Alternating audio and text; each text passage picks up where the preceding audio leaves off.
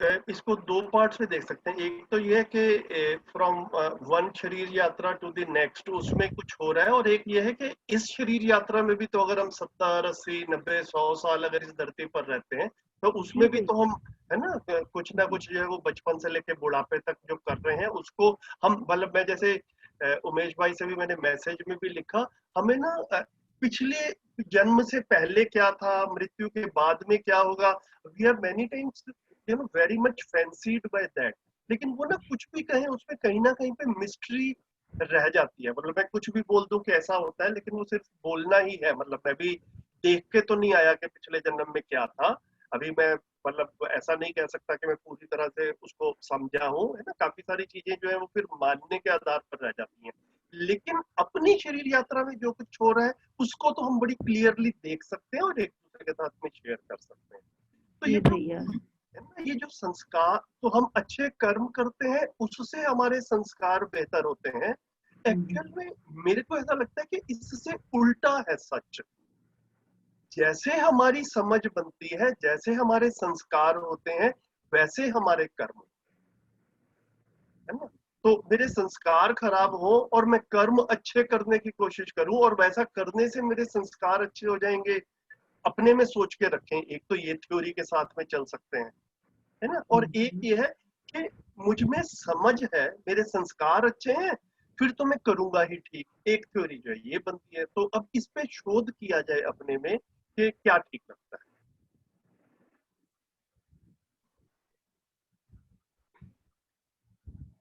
ना। पिछले जन्म अगले जन्म को बाद में देखेंगे, अपने अपने हमारे जो एक्टिव लाइफ है, जो अपने इस हेलो। शरीर यात्रा में जन्म से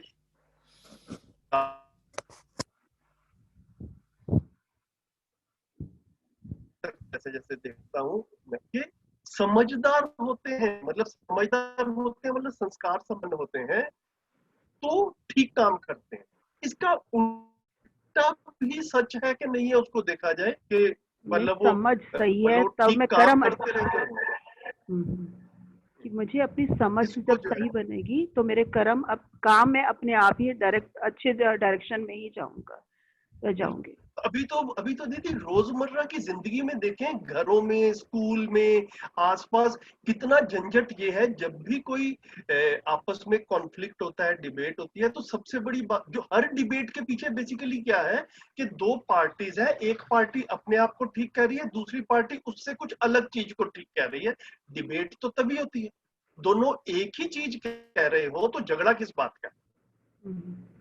अगर अगर मूल में किसी भी डिबेट को देखिए, है ना, तो जो आप कह रहे हैं वही अगर मैं भी कह रहा होगा तो झगड़ा होना ही नहीं चाहिए। लेकिन सुबह से शाम तक हम अपने आसपास देखें, घर में देखें, स्कूल में देखें, है ना, जहां भी देखें, तो जो भी कॉन्फ्लिक्ट है उसमें बेसिकली यही हो रहा है कि मैं किसी चीज को ठीक मानता हूं, और मेरे साथ वाला जिसके साथ में मुझे डील करना है, काम करना है, रहना है, वो उस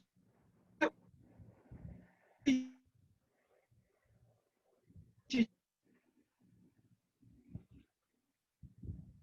को, आवाज कट रही है। और पता नहीं चल रहा बड़े होने के बाद भी, उम्र बीतने के बाद भी ये झंझट है सारा का सारा, है ना। तो ये ठीक गलत पता चल जाए तो फिर आदमी ठीक ही करे। अभी तो ठीक गलत पता नहीं चल रहा। ये जो है ना, ये मूल है बात। भैया बहुत बात ना, ये पाले आप जो बात कह रहे हो बिल्कुल सही है कि ऐसा होता है, पर कई बार हमें पता है सामने वाला बिल्कुल सही है, बट अपने पे कंट्रोल ही नहीं कर पाते हम ना, उस आउट ऑफ कंट्रोल, मतलब समझ कोशिश कर रहे हैं कि नहीं मुझे नहीं बोलना, या मुझे नहीं कोई एक्शन लेना, या मुझे डिसिप्लिन हो जाना है, मेरे सामने वाले की डिमांड है तो कहीं, तो फिर वही है कि हमें अभी अपने एक्शन पे अभी काम। नहीं, एक दोबारा से धीरे धीरे चलो दीदी। बिल्कुल व्यवहारिक तौर पे ये बताओ कि सामने वाला ठीक होता है और आप फिर भी गुस्सा कर जाते हो, ऐसा होता है क्या? हाँ, कई बार हो अच्छा जाता है अच्छा, ये तो कि बड़ी स्ट्रेंज नहीं, सी। नहीं अच्छा समझ बताइए, भी एग्जांपल देके बताइए, एग्जांपल देके बताएं। सपोज चाहे मेरी एड्रेस है, चाहे मतलब मैं घर में भी कहूँ कि इतना अपनी फैमिली में उनकी डिमांड है कि टाइम से आना है, मतलब कहीं ना कहीं मेरे अपने सिस्टम में ही कमी है, जो मैं थोड़ा सा लेट हो गई, या मुझे पता है कि अपने घर के अंदर ही कोई ऐसी सिचुएशन है कि बिल्कुल सही चल रहे हैं, उसके बावजूद भी मेरे अंदर कुछ ऐसा होल सा मच रहा होता है। मतलब ये चीज़ है कि मैं गलत हूँ, और उसने मुझे बोला तो मुझे उस समय गुस्सा आ रहा है, और मुझे पता है कि मैं गलत कर रही हूँ, पर टाइम लगेगा उसको। और किसी दिन बहुत बार अपने पे कंट्रोल कर जाऊंगी, पर कोई दिन ऐसा होगा जिसपे मैं रिएक्ट भी कर जाती हूँ फिर दोबारा। अभी वो स्टेबिलिटी नहीं आ रही है। हाँ, नहीं तो ठीक है, जो आप बात कर रहे हैं वो भी शायद अगर ऐसा है कि मतलब आपकी समझ तरफ से। आती है, हम्म समझ आती है, समझ नहीं नहीं, लेकिन बन वो मेरे रही को है। लग रहा है कि उसमें भी शायद सामने वाला अगर आपको कुछ पॉइंट आउट कर रहा है तो सामने वाले के बताने के भाव से आपको अपमानजनक लगता होगा, तभी आप रिएक्ट करते होगे। अगर किसी ने आपको कुछ बताया कि भाई ऐसा ठीक नहीं है, लेकिन स्नेह पूर्वक कहेगा तो आप शायद आप फिर नहीं करेंगे, मतलब रिएक्ट नहीं करेंगे। ठीक बात है ना, ऐसा तो कह हाँ, सकते हैं। मतलब 10 में से अभी भी 2-3 बार हो जाता है कि, और मतलब पूरा दिन आपकी बात को याद भी करते रहते हैं कि नहीं करना, बट स्टिल वो चीज़ नहीं है कि हम मैनेज कर पा रहे हैं कि नहीं, मुझे किसी भी हाल में ऐसा नहीं बिहेव करना है कि जो कि मेरे लिए भी गलत था, और मेरे को संबंध भी अच्छे बनाकर ही रखने हैं बिल्कुल हर हालत में। पर कहीं ना कहीं अभी गलतियां हो रही हैं। थोड़ा दीदी अपने में और देखते रहिए। काफी बारी ना मुझे ऐसा लगता है कि संबंधों में भी ना वो एक्सपेक्टेशन हो सकता है, कुछ गलतियां हमारी तरफ से होती हैं, कुछ दूसरी तरफ से भी होती होंगी, और वो एडजस्टमेंट जो करने वाला काम होता है ना, वो भी हाँ काफी जी। थकाऊ होता है ना। मतलब हाँ। इट्स नॉट वेरी रिलैक्सिंग, मतलब एडजस्टमेंट करना जो है वो भी एक तरह से तनाव वाली बात रहती है मैं ना। आपसे उस दिन भी यही बात पूछ रही थी कि जब इस जर्नी पर चलती, तभी मैंने ये क्वेश्चन भी लास्ट टाइम पूछा था कि हम्म, भैया इस जर्नी में कई बार प्रॉब्लम्स तो आई होगी आपको। हम्म। तभी मैंने ये क्वेश्चन उस दिन भी रेज किया था तो कि ये जब अपना, हाँ तो इसको दीदी जैसे जैसे अपनी क्लियरिटी बनेगी, मैं तो ऐसा मानता हूँ, और अपने में और अपने घर में देख भी पाता हूँ, अपने कुछ साथियों के साथ में भी, कि मतलब हम मतलब तरीका तो यही है ना, जी यही रास्ता है। जी किसी, जी है ना, किसी के साथ में थोड़ा जल्दी हो जाएगा, किसी के साथ में थोड़ा देर से होगा, है ना, थोड़ा उठापटक भी होगी कभी कभी। मैं तो साइकिल वाला एग्जांपल देता हूँ, साइकिल चलाने जाएंगे तो घुटने छीलेंगे ही। किसी को जल्दी आ जाएगी, किसी को देर से आ जाएगी, लेकिन उसमें मतलब हम गिव अप ना करें। गिव अप करेंगे तो मामला छूटेगा, गिव अप ना करें, सीख जरूर जाएंगे, समझ जरूर जाएंगे। किसी को एक दिन में आ जाएगी, किसी को देर लगेगी, तो जिसको जितना समय लगे उतना लगे, मतलब हम छोड़ आज ना भी आपने सविता दीदी को भी यही बात समझाई कि नहीं, और मेरे लिए भी यही सबक था कि जो है हमें धीरे धीरे चलते चलेंगे। बढ़िया। तो आगे बढ़े, पठन करें और जी भैया। बताएं कौन पढ़ेंगे।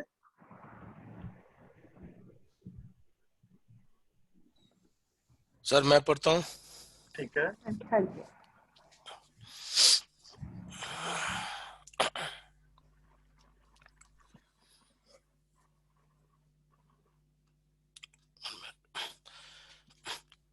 Page number 27। हाँ जी। तो समझने वाला वस्तु क्या है? संपूर्ण सह अस्तित्व रूपी अस्तित्व, यही विद्या जानने मानने व जीने की वस्तु है। विद्वता का धारक वाहक वस्तु जीवन है, और उसे प्रमाणित करने वाला मानव है। मानव शरीर और जीवन का संयुक्त रूप है। इस विधि से मानव की महिमा और जीवन की महिमा, सह अस्तित्व की महिमा अपने आप से स्पष्ट होता है। अस्तित्व सहज रूप में सह अस्तित्व, अस्तित्व सहज है विकास, विकास सहज है जीवन, जीवन सहज है जागृति। इसके लिए सह अस्तित्व ही दृश्य एवं जीवन की दृष्टा है। रासायनिक भौतिक रचना विरचनाएं एक दूसरे से अंतर संबंधित क्रम है। ये सारी घटनाएं नित्य वर्तमान है। रासायनिक भौतिक विरचनाएं ना हो ऐसा कोई क्षण आप नहीं पाएंगे, कोई दिन नहीं पाएंगे, कोई शताब्दी नहीं पाएंगे। इस सारी रचना विरचनाओं का दृष्टा होता है जीवन। देखने समझने वाला जीवन ही होता है। शरीर कुछ भी नहीं समझता है। शरीर के जिस भाग में शरीर के जिस भाग में जीवन की जीवंतता नहीं रहती उसे शून्य कहते हैं। उस जगह में ठंडा गरम कुछ भी लगाओ समझ में नहीं आता। दूसरा, अस्पतालों में ऑपरेशन करते समय बेहोश करने के बाद कुछ भी काट पीट की जाती है, कोई पता नहीं रहता है। इस आधार पर समझ में आता है जहां पर जीवन जीवंतता बनाए रखता है वहीं संवेदनाएं समझ में आती हैं। जीवन अपनी तृप्ति के लिए जहां जिज्ञासु होता है उसके लिए ही वह सत्यता, यथार्थता, वास्तविकता समझता है। फलस्वरूप जीवन सुखी होने के आधार बनता है। इस कारण से हमको जीवन को समझने की आवश्यकता हुई। यह आवश्यकता अमीर, गरीब, बली, निर्बल, बड़े, छोटे सबको ही है। इसमें दूसरा सूत्र मिलता है, जीवन विद्या से कोई वर्ग संघर्ष का आधार नहीं है। इसमें सर्वशुभ का आधार सह अस्तित्व ही है, सबके निरंतर सुखी होने का स्रोत है, समाधानित रहने का प्रमाण है। ये सब चीजें अपने आप से उद्गमित होते हैं। मैं समझता हूं मानव इसी को चाहता है, ऐसे ही जीना चाहता है।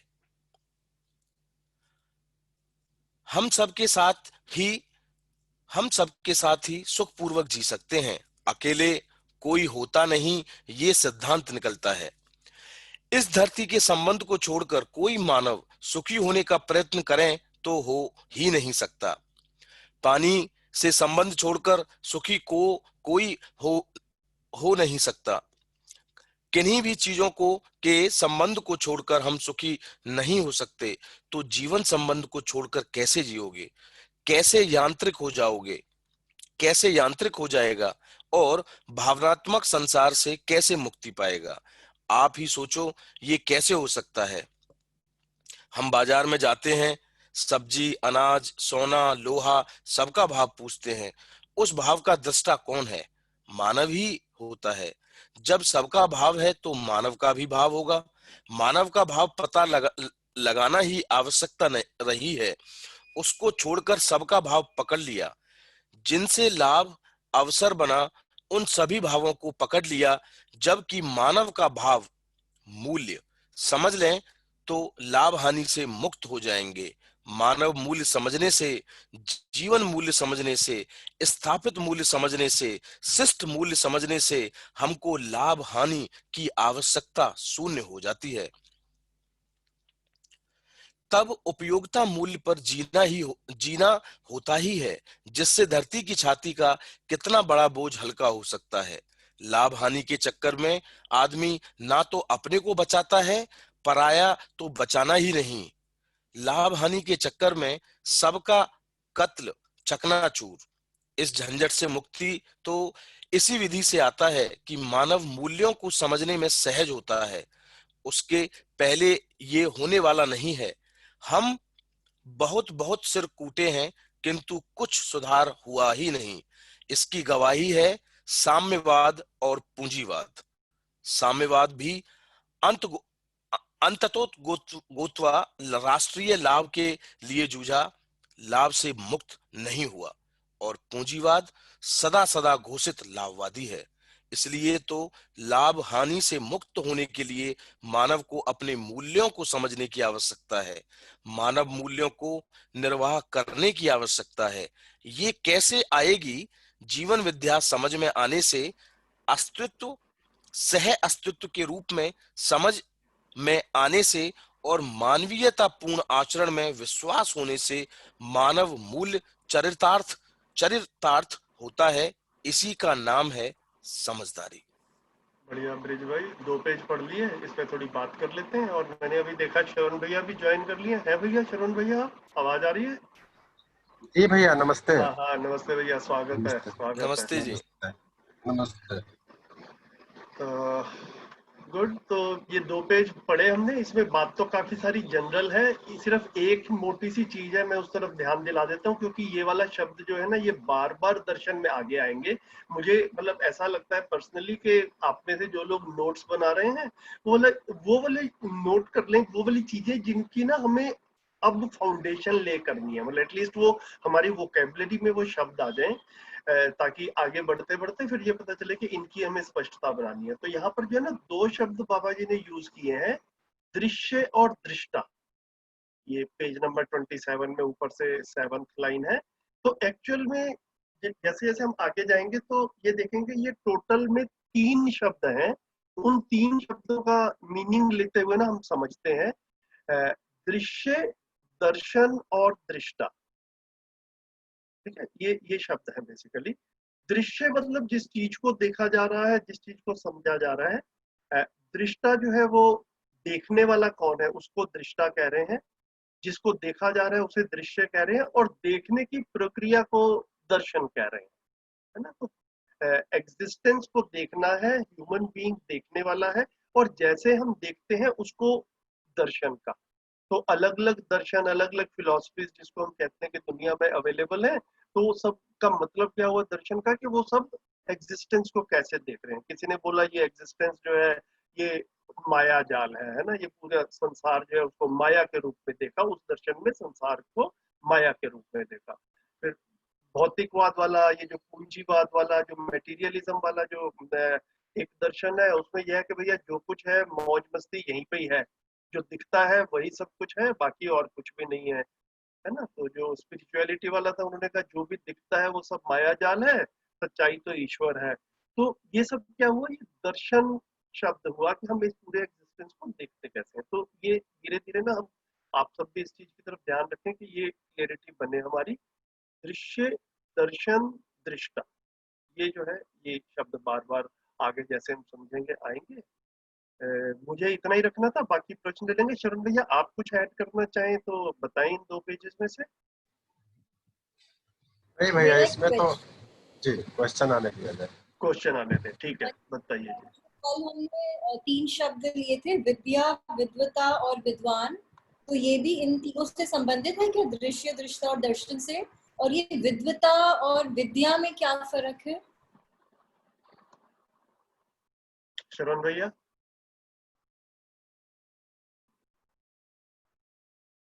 जी भैया, आवाज आ रही है मेरी? आ रही है, बिल्कुल आ रही है। हाँ, विद्या जो है वस्तु को कहा गया है, ज्ञान को कहा गया है, और विद्वता जो है वो ज्ञान ग्रहण क्रिया को कहा गया है। जैसे यहाँ पे लिखा भी है कि संपूर्ण अस्तित्व सह अस्तित्व विद्या सहज स्रोत है, सह अस्तित्व में ही विद्या है, सह अस्तित्व में जीवन भी अविभाज्य है। और विद्वता जो कहा गया वो मतलब जो विद्या है उसकी जो अपनी एक स्थिति है, समझदारी है, उसको विद्वता कहा गया। कि मतलब जो अस्तित्व सह अस्तित्व है, व्यापक में संपृक्त इकाइयां हैं, ये बात मुझे बिल्कुल ही एक तरह से कहिए कि अनुभव हो चुका है। तो मैं विद्वता के साथ हूँ। हेलो। हाँ जी भैया। तो ऐसा कह सकते हैं भैया कि विद्या जो है या ज्ञान जो है वो अस्तित्व में है, और जी जब मेरे अंदर की स्थिति उस ज्ञान के अनुरूप हो जाती है तो ऐसा कह सकते हैं कि मैं विद्वत्ता पर पूर्ण हो गया, और फिर जो है मानव रूप में विद्वान कह रहे हैं, ऐसा कह जी सकते हैं। जी, तो जीवन में विद्वता आती है और मानव रूप में जो है हम विद्वान। विद्वान फिर हो जाते हैं। क्योंकि ज्ञान को ग्रहण करने वाला, विद्या को ग्रहण करने वाला जीवन ही है, उसके साथ होता है तो विद्वता होती है। और फिर मानव रूप में देखेंगे तो विद्वान हम स्वयं को मान सकते हैं, स्वयं को समझ सकते हैं, कोई दूसरा कहेगा कोई जरूरी नहीं है। अस्तित्व अनुभव संपन्न होना ही विद्वता है। जी, थैंक यू। ये इसमें जो वो ऑपरेशन करने वाली बात कही गई है, जो जिसमें बेहोश कर दिया जाता है, उसमें आप शरीर के साथ कुछ भी करिए आपको मालूम नहीं पड़ता है। तो ये इसमें जीवन जो है वो उस सबको देख तो रहा होता है, उसका दृष्टा तो होता है, लेकिन बाद में जब उसको सेंसेस आते हैं इस मानव को, तो उसको रिकॉल नहीं कर सकता है। भैया इसमें क्या है कि जो बेहोश करने की प्रक्रिया है उसमें इतना ही है कि शरीर से जीवन का जो कम्युनिकेशन है वो मतलब लोकल एनेस्थीसिया एक होती है, एक बड़ी जो जिसमें हम पूरी तरह से जीवन और शरीर के बीच में कनेक्शन को खत्म कर देते हैं कुछ देर के लिए। हाँ जी, कनेक्शन मतलब संवेदनाओं का आना जाना नहीं, तो उसको कहते हैं। तो उसमें जीवन जो है वो दृष्टा का मतलब क्या है, जीवन तो इंद्रियों के माध्यम से ही देखता है ना। इंद्रियों के माध्यम से ही देखता है, इंद्रियों के माध्यम से ही महसूस करता है, उस समय तो इंद्रियों से उसका कनेक्शन ही नहीं है उस तरह का, तो फिर रिकॉल करने का कुछ नहीं बचता है। ठीक है जी।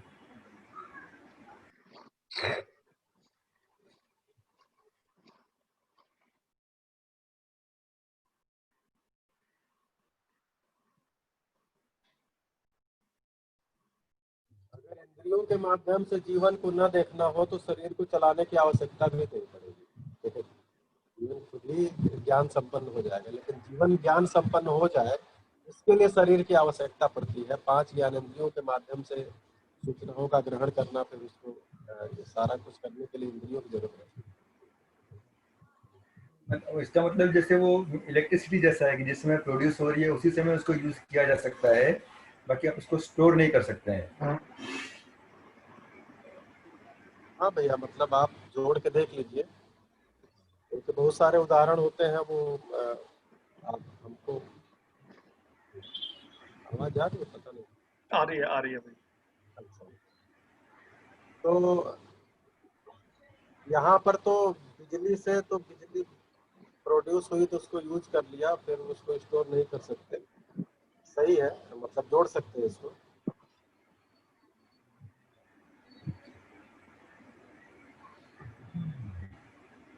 यहाँ केवल इतना कहना है कि इंद्रियों के माध्यम से ही जीवन देख पाता है, इंद्रियों के माध्यम से सुन पाता है, इंद्रियों के माध्यम से छू पाता है, इंद्रियों के माध्यम से रस ग्रहण कर पाता है। फिर उसको जीवन के अंदर प्रोसेसिंग तो होती है, लेकिन हार्डवेयर के रूप में इंद्रियां हैं, इंद्रियों की आवश्यकता है।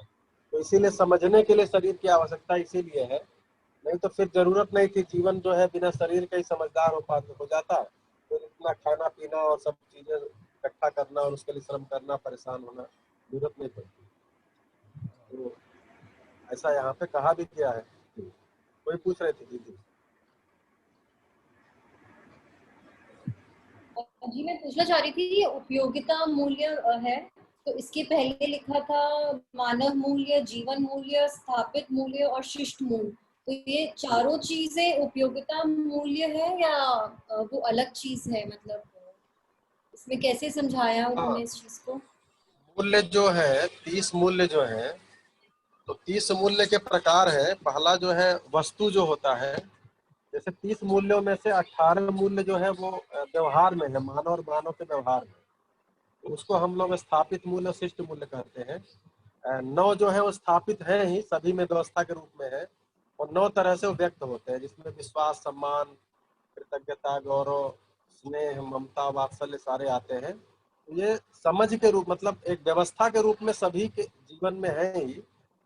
बस ये जब समझ में आ जाते हैं, निर्वाह होता है, तो शिष्टता के रूप में दिखते हैं।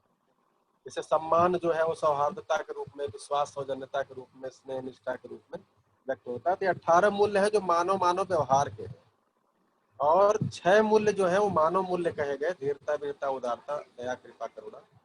और 4 मूल्य जीवन के कहे गए, सुख, शांति, संतोष, आनंद। तो ये मानव और मानव के व्यवहार के देखोगे तो 28 मूल्य है।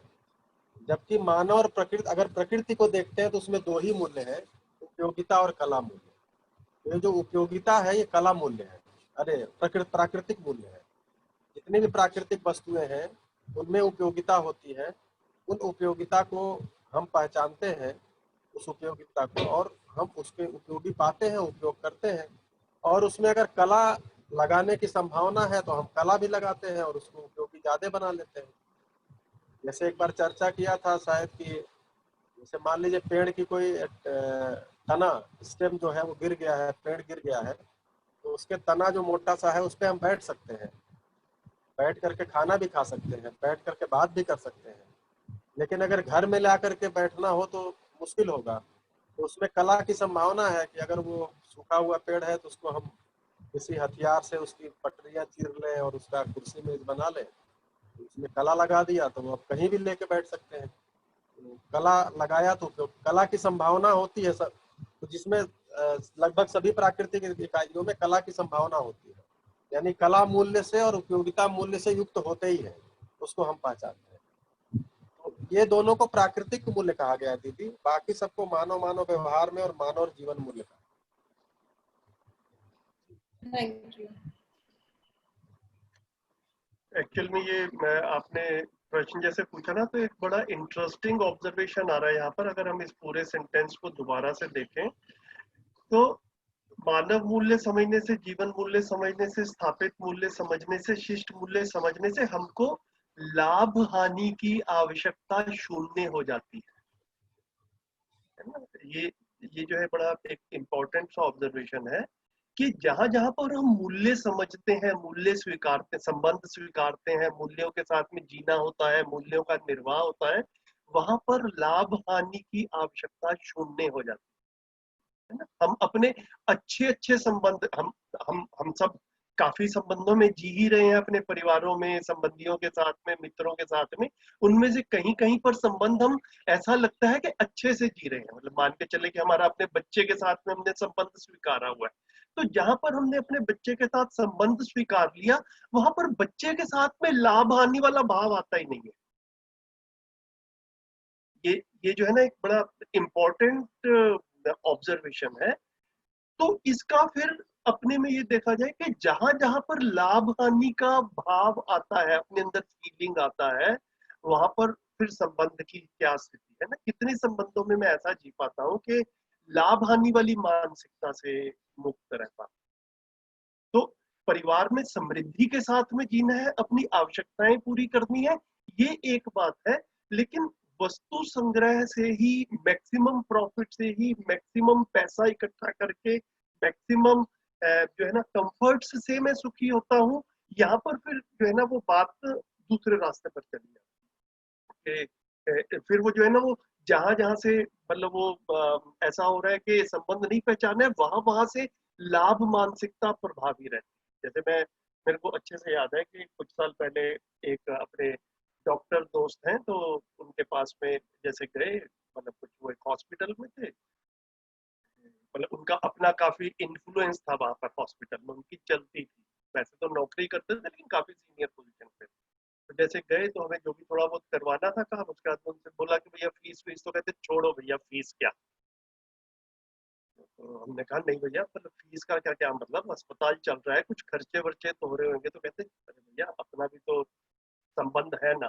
तो हम भी अपने में देखें इस चीज को कि काफी बार हमारे साथ भी जिंदगी में ऐसी घटनाएं होती हैं, है ना, कि यहाँ पर हमें लगता है कि यहाँ पर पैसा इंपॉर्टेंट ही नहीं है, और फिर कहीं पर ऐसा होता है कि यहाँ से तो जितना आए ले लो, 50,000 का बिल बनता तो 70 का ही बना लो, है ना। तो ये जो है, मतलब इस चीज को मूल्यों के साथ में लाभ हानि की आवश्यकता जो है ना, इसको अपने में एक्सप्लोर करने की तरफ इशारा जो है ना, बड़े अच्छे से बाबा जी कर रहे हैं। मेरे को इस सेंटेंस से ऐसा मेरा ध्यान गया।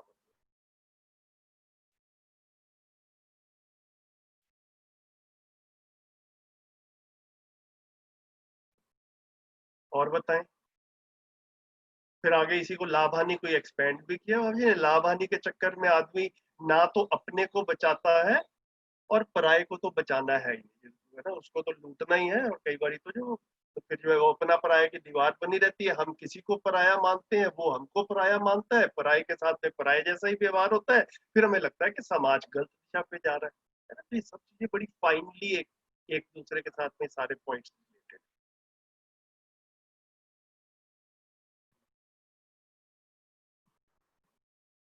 तो मेरे को शुरू शुरू में काफी कंफ्यूजन रहता था इसमें कि भैया अगर लाभ हानि नहीं है तो फिर घर कैसे चलेगा। तो यहाँ पर बाबा जी ने एक, जैसे जैसे हम आगे बढ़ेंगे वो बातें हो जाएंगी, मुझे लग रहा है कहीं पे हम किसी मिसअंडरस्टैंडिंग में ना रह जाएं कि पैसा कमाना या घर के लिए वस्तुएं चाहिए, इस चीज को गलत नहीं कह रहे हैं। लेकिन लेकिन प्रॉफिट मोटिव ही है, लाभोन्माद ही है, मैक्सिमाइजेशन ऑफ प्रॉफिट है। तो उस, जैसे कि कोई आदमी दुकान खोलता है ना, दुकान खोलता है, सुबह से शाम तक दुकान में बैठता है, दुकान में अपना इन्वेंट्री रखता है, सामान रखता है कुछ, है ना, खरीद वही होती है। तो उस व्यक्ति को अपना घर चलाना है, जो भी उसको महीने के पैसे चाहिए उसको वो सामान में ही जो है वो उसका मार्जिन होगा, है ना, वो अपने एम्प्लॉइज की सैलरी भी पे करेगा और उसके बाद में अपना भी घर चलाएगा, इसमें गलती नहीं है। लेकिन मैक्सिमाइजेशन ऑफ प्रॉफिट्स के लिए सामान नकली रखा जाए, मिलावटी रखा जाए, है ना, डुबियस सोर्सेज से लाया जाए और उसको रखा जाए, घटिया माल को बढ़िया माल बनाकर बताया जाए और उसको बेचा जाए और प्रॉफिट कमाया जाए, ये वाली चीज जो है, या इसको जो है वो कह रहे हैं कि अभी तो काफी अपने आसपास ऐसा होता हुआ दिख रहा है। तो मतलब हम कितने तक ठीक है कितने तक गलत है उस चीज की हमारी जो क्लैरिटी है वो थोड़ी सी बन जाए। मुझे ऐसा लगा ये लाभ हानि की बात हुई है, ये भी आगे चल के बातें रहती हैं हमारे रोजमर्रा के जीने से जुड़ी हुई हैं, इस पर थोड़ी सी बात कर लेते हैं। और बताइए भैया इस लाइन को और क्लियर कर दीजिए एक बार। साम्यवाद भी अंततोगत्वा राष्ट्रीय लाभ के लिए जूझा, लाभ से मुक्त नहीं हुआ और पूंजीवादी सदा सदा घोषित लाभवादी है। पूंजीवाद तो पूंजीवाद दीदी ये कैपिटलिज्म को कह रहे हैं, और साम्यवाद जो है जिसको हम सोशलिज्म या कम्युनिज्म उस तरह का जो है उसको साम्यवाद कह रहे हैं ना। तो पूंजीवाद तो सदा सदा से घोषित लाभवादी है ही, इसमें तो कोई डाउट वाली बात है ही नहीं। कैपिटलिज्म में तो मतलब जितना मर्जी पैसा कमाओ वो घोषित रूप से ही लाभवादी है ना। वो तो पूरा का पूरा सिस्टम ही जो है वो लाभ से, मतलब वहां पे money is a big motivator, इस हिसाब से चलता है। और जो साम्यवाद है जिसको सोशलिज्म कह रहे हैं, वो भी शुरुआत में ऐसा बोला कि पर्सनल प्रॉपर्टी वगैरह नहीं चाहिए, लेकिन फिर नेशनल लेवल के ऊपर जाकर लगा कि भैया नेशनल लेवल के ऊपर तो खर्चे करने हैं, वहां पर तो पैसे चाहिए ही चाहिए। तो जहां से शुरू हुए थे उसके साथ में कंप्रोमाइज करना पड़ा, ऐसा है।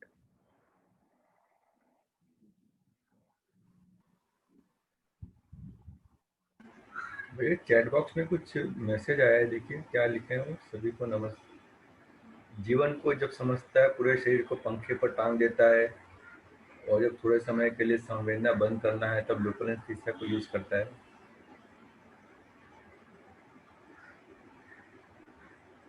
तो ये तो राठौर जी बताएंगे जिन्होंने लिखा है। भाई अपने शब्दों में बताइए क्या लिख रहे हैं। भैया नमस्ते। हाँ जी नमस्ते नमस्ते।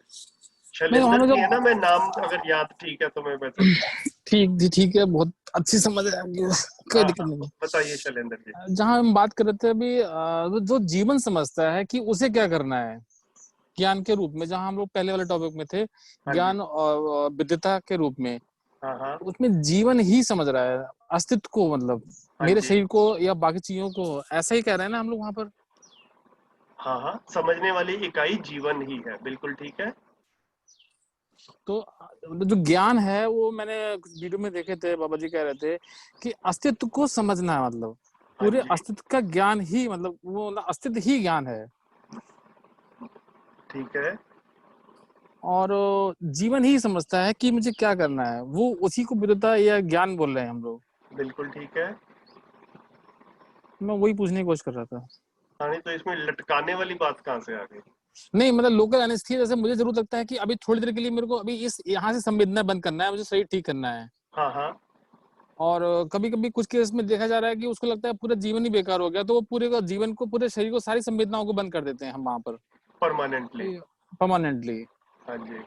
वो ऐसे में कुछ कहने की कोशिश कर रहा था। हाँ तो भैया देखिए ऐसा है कि मानव सुख धर्मी है, ये हम पहले दिन से इस दर्शन को जब हम समझ रहे हैं तो ये वाला सूत्र जो है चलता ही है। मानव जो है वो सुखी रहना चाहता है। अब वो सुखी रह नहीं पाता है ना, बीच बीच में दुख भी आ जाते हैं, हम अपनी जिंदगी में देखते ही हैं। तो जब दुख आते हैं तो फिर भी हम लगे रहते हैं, कोशिश करते रहते हैं कि इन दुखों से पार पा जाएंगे, ठीक है। लेकिन कभी कभी किसी किसी मानव के साथ में, शायद मैं ऐसा कल्पना कर सकता हूँ कि कोई ऐसी परिस्थितियां शायद बन जाती होंगी कि उसको लगता होगा कि भैया कुछ भी हो जाए, ये जिन दुखों को मैं झेल रहा हूँ ये वाले दुख तो कभी होते खत्म होने वाले हैं नहीं, और ये दुख मेरे से झेले नहीं जा रहे। हम लोग दुख झेलते हैं तो ऐसा लगता है कि चलो टेम्परेरी है, 2-4 दिन की बात है, 6 महीने की बात है ना, फिर चीजें ठीक हो जाएंगी। लेकिन कभी किसी के साथ में ऐसी स्थिति हो जाए कि जितना दुख झेलना पड़ रहा है उतना झेला नहीं जा रहा, और ऐसा लगता है कि ये परिस्थितियां कभी बदलेंगी नहीं, है ना, हमेशा ही झेलना पड़ेगा। तो हमेशा तो झेला नहीं जा सकता, ऐसा वो निष्कर्ष निकाल ले, तो फिर उनके लिए एक शॉर्टकट सा शायद ऐसा लगता होगा, मुझे लगता है कि भैया इस खेल को ही खत्म करते हैं और परमानेंटली जो है छुटकारा पाया जाए। तो यहाँ गिव अप वाली भावना पैदा हो जाती है। कौन सी वाली? Give up. हाँ गिव अप वाली, बिल्कुल। इसमें मुख्य मुद्दा ये भी होता है भैया कि जब हम शरीर को ही जीवन मान के जीते हैं तो हमें सारी समस्याओं का कारण शरीर लगता है। हमें लगता है शरीर के कारण ही सारी समस्या है, अगर शरीर खत्म हो जाए तो समस्या खत्म हो जाएगी। ऐसे भ्रम में भी हम शरीर को खत्म करने के लिए अपना बहुत सारे उपाय हैं, पंखा उपाय नहीं, अब तो एडवांस में बहुत सारे उपाय आ गए। हाँ मतलब वो एक ठीक है, हाँ ऐसी भाषा बनी है तो इसलिए हाँ उसमें मुख्य मुद्दा मतलब यही है कि समझना ही शरीर को है, जीवन। हाँ बिल्कुल बिल्कुल। और अगर कुछ नहीं हो पा रहा है तो समझ ही कम है। मेरा भी क्वेश्चन है, पूछ सकती हूँ? हाँ जी हाँ जी, आपने बताया, जरा जोर से बोलिए। मानव सुख धर्मी है और अपने सुख के लिए मानव जो है वो सभी साधन जुटाते हैं, परिवार भी बनाते हैं, शायद इसीलिए उसको सुख चाहिए। लेकिन क्या हम ये मान लें कि परिवार के में रहते हुए वो उसके अंदर लाभ की इच्छा ज्यादा जागृत हो जाती है, तो क्या परिवार उसके लिए बोझ बन जाता है, या परिवार को हम ये सोचे कि परिवार उसकी आगे उत्थान के लिए समस्या है या बाधा है? दीदी ये जो है ना, ये अभी बाकी के जो परंपराएं चल रही है ना, उसमें परिवार को बंधन के रूप में देखा गया है। ये एक मुश्किल है, इसीलिए काफी बार ऐसा देखने में आता है कि लोग ज्ञान की तलाश में जब निकलते हैं तो उनको परिवार छोड़ना पड़ता है, क्योंकि है ना कि परिवार जो है वो ज्ञान की तलाश में बाधा बन रहा है। और कई बार तो ऐसा लगता है कि सही जीने में भी बाधा बन रहा है, परिवार की मजबूरियों की वजह से ही जो है वो आदमी जो गलत रास्ते पे चल रहा है। तो यहाँ पर प्रस्ताव जो है ये दे रहे हैं कि सही जीना आ जाए और समाज में सही जीने की परंपरा बन जाए, है ना। एक इंडिविजुअल को सही जीना आने से नहीं होगा, एक एक इंडिविजुअल के लेवल के ऊपर तो कई बार ऐसा हुआ है अपने आसपास, शायद हमें लगता भी होगा कि कुछ लोग हैं जो ठीक तरह से जी पा रहे हैं, लेकिन ऐसे लोगों की संख्या जब बहुत कम रहती है तो गलत जीने वालों की या भ्रमित जीने वालों की संख्या ज्यादा है, तो हमें अव्यवस्था से जूझना पड़ता है, फिर अव्यवस्था से बचना पड़ता है, फिर बहुत सारी ऊर्जा उसमें लग जाती है। तो जो ये परिवार बंधन के रूप में दिखता है, ये ये जो है वो अपनी समझ की कमी की वजह से और अव्यवस्था की वजह से इनका एक कंबाइंड सा फैक्टर रहता है। बाबा जी बड़े अच्छे से आदरणीय नागराज जी ने इस चीज को बार बार कहा है कि जैसे जैसे हम समझदारी के रास्ते पर आगे चलते हैं, ठीक है, हम अपनी जिम्मेदारियां पहचान पाते हैं और उनको अच्छे से निर्वाह भी कर पाते हैं। मतलब मैं व्यक्तिगत तौर पे अपने बारे में ऐसा कह सकता हूँ, मेरी पत्नी भी इस समय कॉल में है और हर सैटरडे संडे को रहती है पिछले कुछ सप्ताह से, कि हमारा आपस में कई बार बात ऐसी होती है तो ऐसा लगता है कि पिछले 5 साल से जब से ये बातें होनी शुरू हुई हैं, तो ऐसा लगता है कि एक्चुअल में पति पत्नी वाला जो आपस में दोस्ती हुई है, आपस में एक दूसरे के साथ में बॉन्डिंग हुई है ना, वो इस पिछले 5 साल में ज्यादा अच्छे से हुई है। मतलब अदरवाइज पहले, उससे पहले जो शादीशुदा जिंदगी के 25 साल बीते थे, वो तो जैसे सबके बीत रहे हैं भाग दौड़ में वैसे बीते थे, है ना। तो मतलब परिवार बंधन के रूप में कम से कम मैं ऐसा देख पाता हूँ कि सही जीने की कोशिश करते हुए और सही के रास्ते पे चलते हुए परिवार जो है it is an asset, it is not a liability. मतलब ये चीज जो है बड़ी क्लियरली मुझे लगता है कि हम सब इस चीज को देख पाए। मतलब ये नहीं कि इस रास्ते पे चलना होगा तो मतलब जिसे कहते हैं कि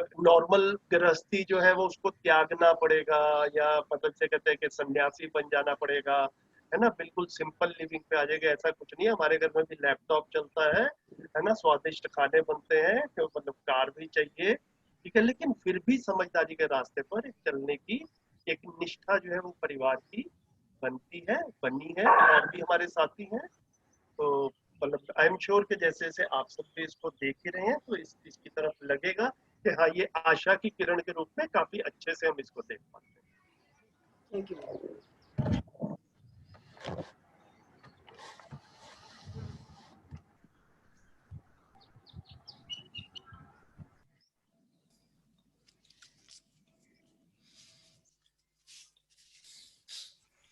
बताइए आगे बढ़े, और कोई प्रश्न ना हो तो।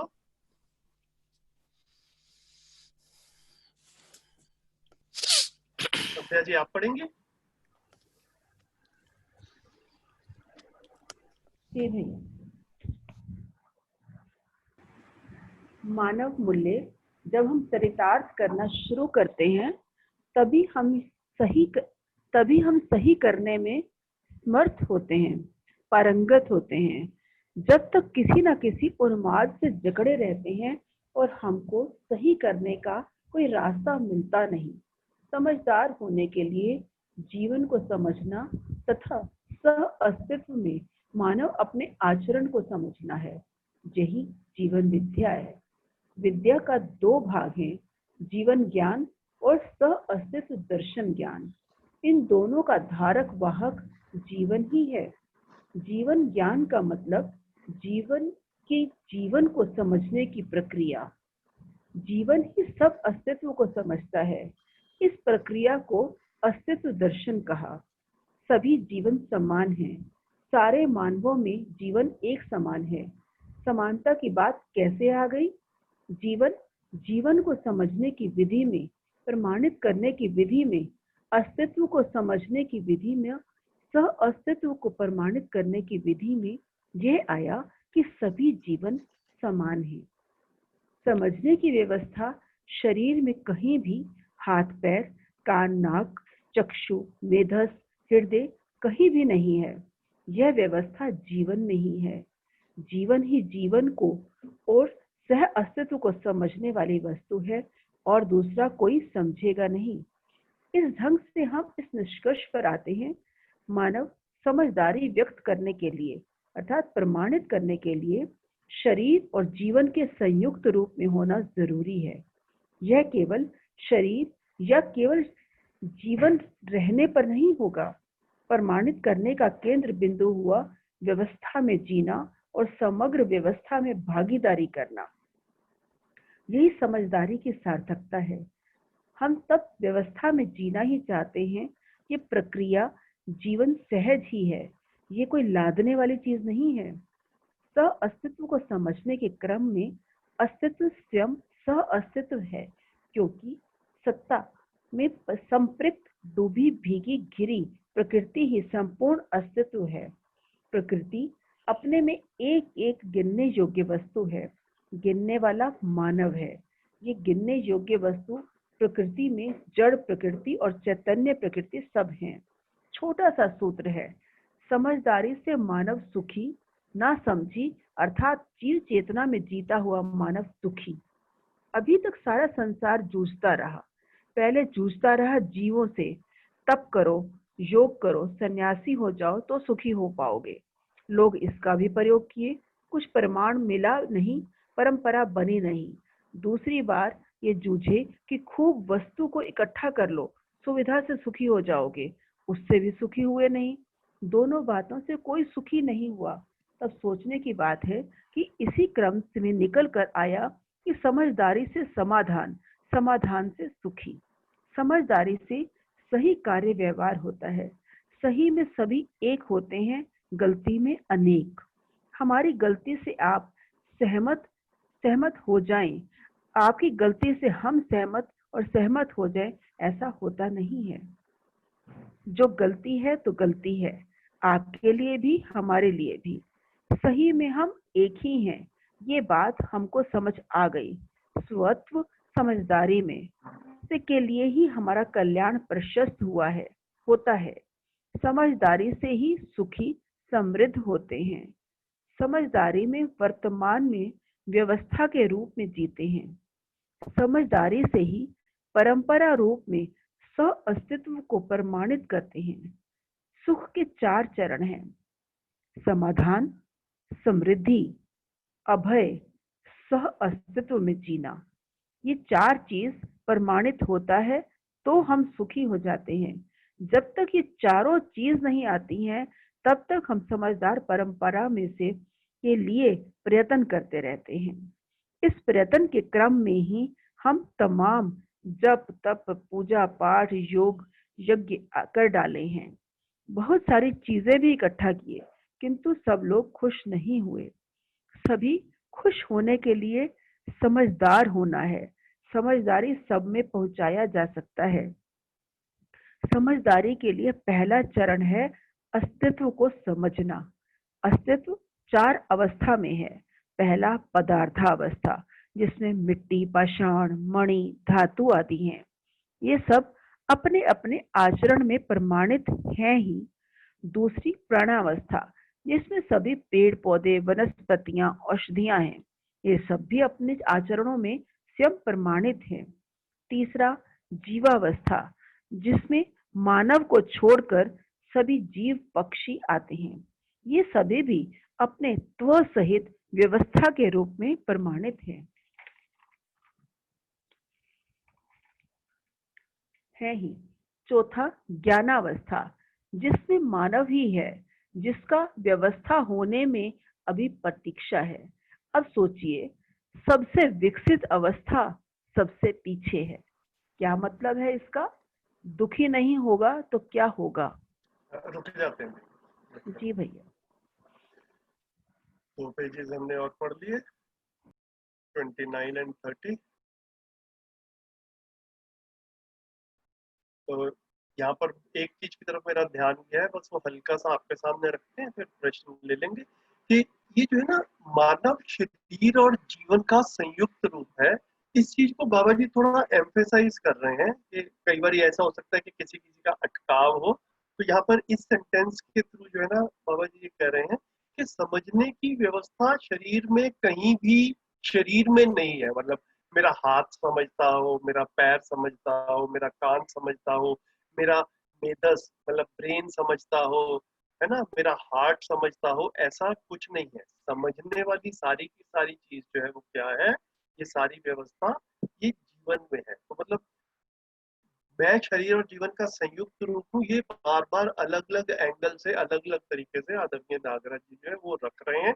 और हम भी अपने में इस चीज को एक्सप्लोर करते रहे सुबह से शाम तक रोजमर्रा की घटनाओं में कि मैं अपने आप को शरीर और जीवन के संयुक्त रूप में देख पाता हूँ या देख पाती हूँ या नहीं देख, ये क्लैरिटी नहीं बन रही है। तो ये क्लैरिटी बनना जो है ये मुझे लगता है कि सबसे पहला इंपॉर्टेंट काम है, इसीलिए इसको बार बार हाईलाइट कर रहे हैं।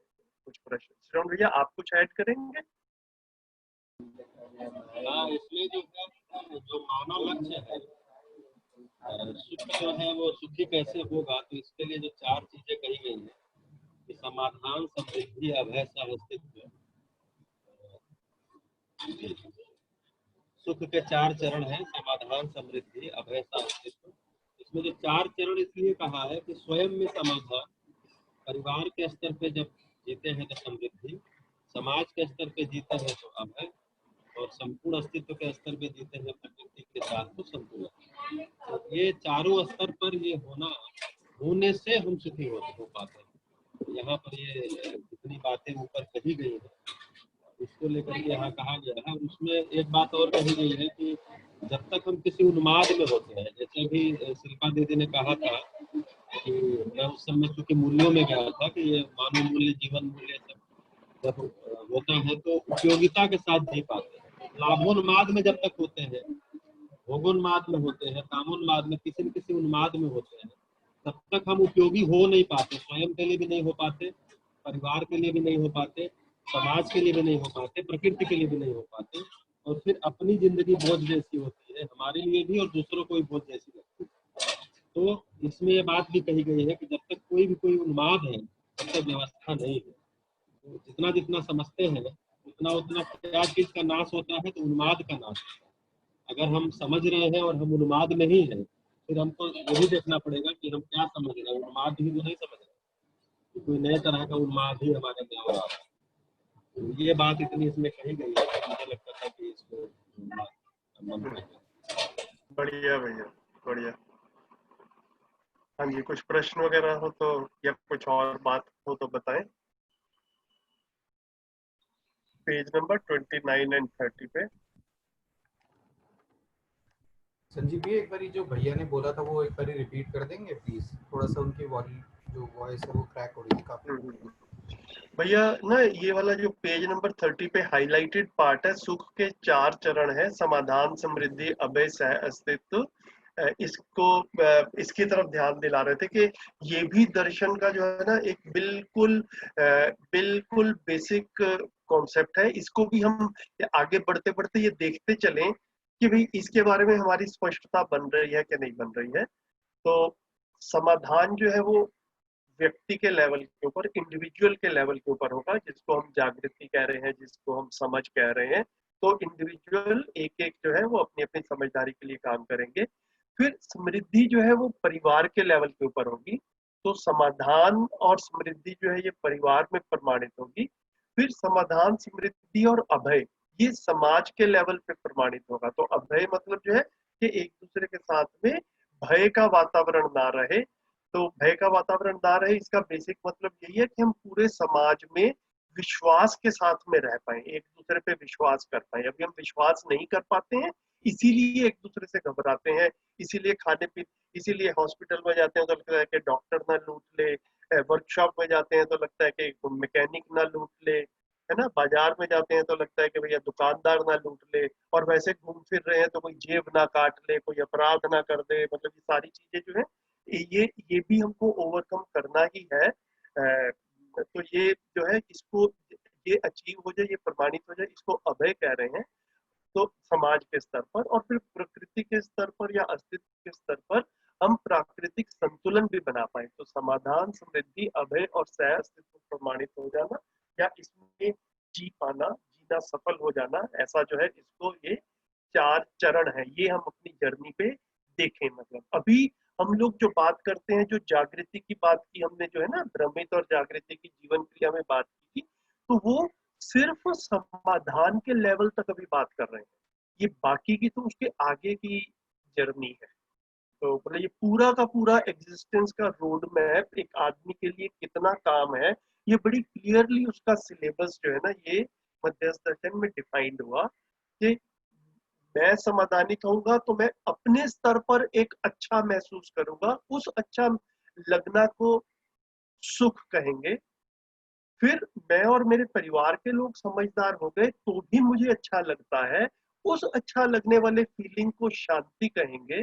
फिर समाज में सभी लोग या ज्यादातर लोग जो है वो समझदार हो गए, ठीक से जी पाए, हम अभयता से जी पा रहे हैं, तब भी मुझे अच्छा लगेगा। उस अच्छा लगने की फीलिंग को संतोष कह रहे हैं। और फिर प्रकृति भी संतुलित हो गई, समाज भी ठीक हो गया, परिवार और मैं तो पहले से ही ठीक थे, वो भी एक अच्छा लगने वाली स्थिति है। उस अच्छा लगने वाली स्थिति को आनंद कहेंगे। तो समाधान, समृद्धि, अभय, सह अस्तित्व, ये सीधा का सीधा जो 4 जीवन मूल्य थे, सुख, शांति, संतोष, आनंद, उनके साथ में इसकी 1 to 1 मैचिंग। हर स्तर पर मुझे अच्छा ही लगता है, मैं समझदार होता हूँ, ठीक का आचरण कर पाता हूँ तो भी मुझे अच्छा लगता है, उस अच्छा लगने को सुख कह रहे हैं। तो इस तरह से चरण भैया ने रखी थी ये बात, और साथ में ये बोला कि इन सब की कमी में फिर आदमी उन्माद में रहता है। तो 3 तरह के उन्माद जो है वो फेमस हैं, और हम वो भी उनको देख ही पाते हैं, महसूस कर ही पाते हैं जीते हुए अपने आसपास। भोगोन्माद, लाभोन्माद और कामोन्माद, है ना। तो ये वर्ड से ही अपने आप में क्लियर है मेरे ख्याल से। मतलब इस तरह की जो कुछ हो रहा है अपने आसपास, उसको मतलब हमारी नजर में आता ही है, उसको ओवरकम करना है और इन 4 के रास्ते पर चलना है। ये जो है रोड मैप है, ऐसा कुछ भैया ने। भैया इसके ऊपर जो शब्द है स्वत्व, वो वही वाला है ना जो कल अंकित जो भैया बता रहे बिल्कुल, थे कि हाँ बिल्कुल बिल्कुल। रजत भाई का प्रश्न आया था, स्व और त्व, और फिर ये स्वत्व जो है ये एक शब्द के रूप में भी आता है। तो मैं अपने स्व को समझ पाऊं और अपनी मौलिकता को भी समझ पाऊं और फिर उसके साथ में जी पाऊं, उससे जो है हमारा कल्याण का मार्ग प्रशस्त होता है। ऐसा जो है बाबा जी क्या ये एक चीज से रिलेटेड जो आप समाधान के बारे में बता रहे थे, तो समाधान जो है वो सेल्फ के रूप में जब मतलब सेल्फ मतलब इंडिविजुअल पे जब करते हैं तब समाधानित होते हैं, फिर फैमिली के उसमें समृद्धि।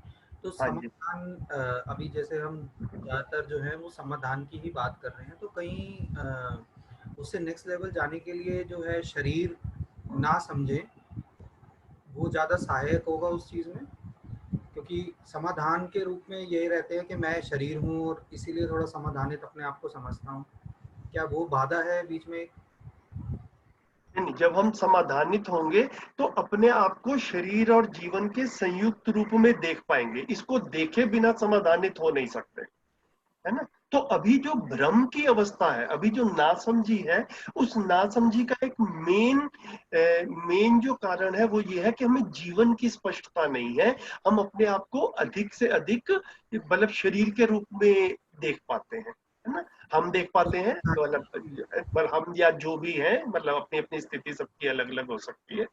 तो समाधान का मतलब ही है कि जो जैसा है उसको वैसा जान लेना। तो अस्तित्व में जो कुछ भी जैसा है उसको वैसा जान लेना, और मैं भी जैसा हूं उसको वैसा जान लेना। तो मैं कैसा हूं? मैं शरीर और जीवन का संयुक्त रूप हूं। शरीर को सुविधा चाहिए, जीवन को सुख चाहिए। जब तक शरीर और जीवन की स्पष्टता नहीं बनती तब तक आदमी सुखी हो नहीं पाता, क्योंकि सुख तो जीवन से रिलेट हो रहा है और जीवन की स्पष्टता नहीं बनी है। तो आदमी को लगता है कि पैसा ज्यादा आ जाएगा, स्टेटस ज्यादा हो जाएगा, सुविधाएं ज्यादा इकट्ठी हो जाएंगी तो हम सुखी हो जाएंगे। ये सुखी होने का मार्ग है ही नहीं, एग्जिस्टेंस में ये डिजाइन ही नहीं है। तो समाधान से ही सुखी होता हूँ, समझ से ही सुखी होता हूँ। ये जो है मतलब मूल सूत्र निकल कर आता है। और इसमें एक और बात होती है, अगर आवाज मेरी आ रही हो, आवाज कट तो हाँ। नहीं रही है? भैया थोड़ी सी आपकी आवाज कम भी आ रही है और थोड़ी कट कट के ऐसा लग रहा है, तो ये शायद लेकिन बोलिए भैया, बोलिए, आप मैं बोलिए रिपीट कि- कर दूंगा जरूरत पड़ेगी तो। अच्छा, तो इसमें एक बात और है जो समझ में मतलब पकड़ में आती है, ये जो समाधान समृद्धि अभय साहित्य का मॉडल है कि एक्चुअली समाज में अभय का मतलब, जब हम समाज में अभय की बात करते हैं तो समाज का मतलब क्या हुआ? तो समाज का मतलब परिवारों की संयुक्त अभिव्यक्ति को ही समाज बोलते हैं। समाज नाम का कोई पेड़ अलग तो होता नहीं है। तो जैसा परिवार होगा वैसा समाज होगा। और जब परिवार की बात करते हैं तो परिवार किसको बोलते हैं? तो मानवों की जो संयुक्त अभिव्यक्ति है उसको परिवार बोलते हैं। तो अगर देखेंगे तो काम कहाँ करना है? तो मानव को करना है। तो यानी समाधान से शुरुआत करनी है। अगर एक परिवार में सभी समाधानित हो गए तो परिवार फिर समृद्धि पूर्वक जिएगा। ऐसे परिवारों का जो मल्टीप्लिकेशन है, मल्टीप्लाई है, वही समाज है। फिर समाज में अभय के लिए हमको अलग से नहीं कुछ करना है। तो कुल मिला के अगर समाधान के लिए काम होता रहा तो समृद्धि के लिए अलग से नहीं करना है। और समाधान समृद्धि जब होगा, ऐसे परिवार मल्टीप्लाई होंगे तो अभय के लिए अलग से नहीं कुछ करना है। तो आकर के कांटा सारा समाधान पर ही टिकता है। इसलिए हम लोग अभी तक बात समाधान का ही कर रहे हैं। मतलब मेन मुद्दा ये है कि एक व्यक्ति के समाधान होने से सब कुछ नहीं हो जाएगा। समाधानित लोगों की संख्या बढ़ेगी तो हम ये अभय और सह अस्तित्व तक पहुंच पाएंगे।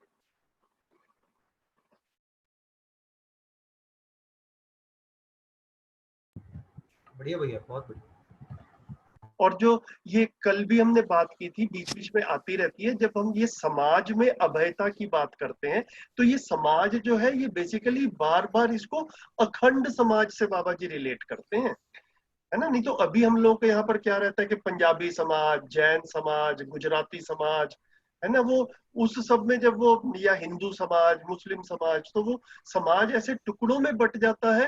तो फिर अपने समाज में तो कभी कभी ऐसा लगता है कि आस्थावश हम एक दूसरे के साथ में जी पाएंगे, हालांकि काफी बार वहां भी मुश्किल होती है। और फिर अपने समाज के बाहर भी इस दुनिया में रहते हुए इंटरेक्शन तो करना पड़ता है। तो फिर वहां पर अभयता का वातावरण नहीं बनता है, वहां पर विश्वास नहीं बनता है। तो अखंड समाज से कम में अभयता नहीं आई। पूरा, जब तक जिसको हम पूरे विश्व को एक परिवार के रूप में नहीं देखें, उससे कम में काम चलने वाला नहीं। तो जागृति की आवश्यकता, समझदारी की आवश्यकता सिर्फ मुझे है या सिर्फ मेरे बच्चों को है, सिर्फ मेरे परिवार को है, ये एक नैरो माइंडेड थिंकिंग है। इससे होने वाला नहीं है, ये अधूरा काम है। ये जब तक इसका पूरा रोड मैप ना पता हो तो फिर उसमें भी आगे चल के कई बार निराशा हो सकती है। उस निराशा में कई बार मैं देखता हूँ अपने आसपास, देखिए निरीक्षण परीक्षण तो हम करते ही रहते हैं।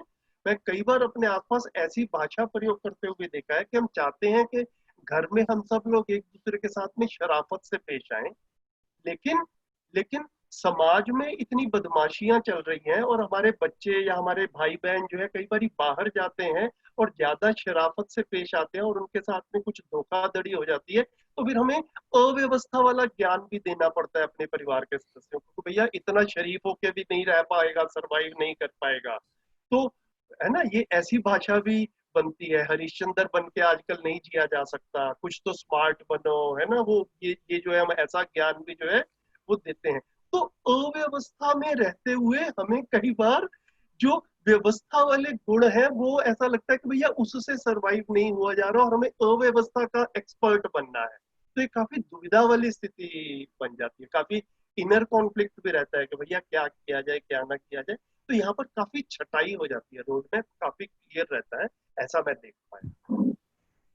बहुत बढ़िया, बहुत सुंदर भैया। हाँ जी जी, अभी जो हमने जो 4 चरण की बात की, इसमें जैसे कि हमको लग रहा है कि अभय और सहस्तित्व तब आएगा जब हम समाज लेवल पे या प्रकृति के लेवल पे प्ले करेंगे, और ये अभी तक तो हुआ नहीं। तो क्या हम ये माने कि आज तक किसी भी व्यक्ति ने अभय और सहस्तित्व में नहीं जिया है?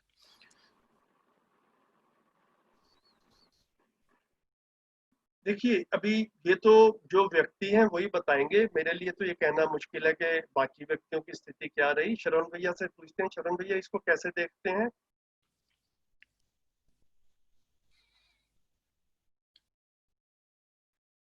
जी आवाज आ रही है? आ रही है, बिल्कुल आ रही है भैया। हाँ, तो इसमें क्या है, मतलब मुद्दा ये है कि अगर यह हमका इंडिविजुअल लेवल पर इसमें कोई दो राय नहीं है, लेकिन परंपरा नहीं बनी। जैसे कहा गया है, दोबारा बोलिए भैया, दोबारा बोलिए शुरू से।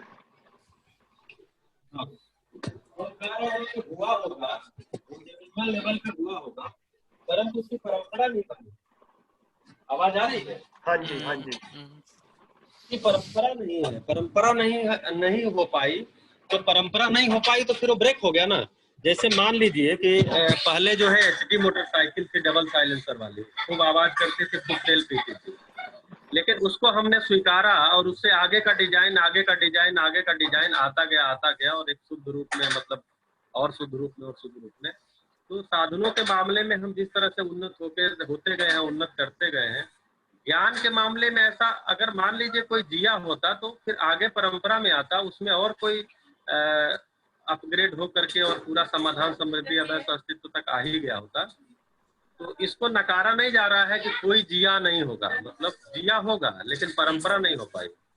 आदरणीय नागराज जी भी कहते हैं कि अगर आप अनुभव संपन्न नहीं हुए, अगले आने वाले समय में अनुभव संपन्न लोग इस दर्शन को पढ़ के भी अध्ययन करके नहीं निकल पाए, तो 100-150 साल के बाद ये भी बंद हो जाएगा चैप्टर। फिर किसी को अनुसंधान ही करना पड़ेगा।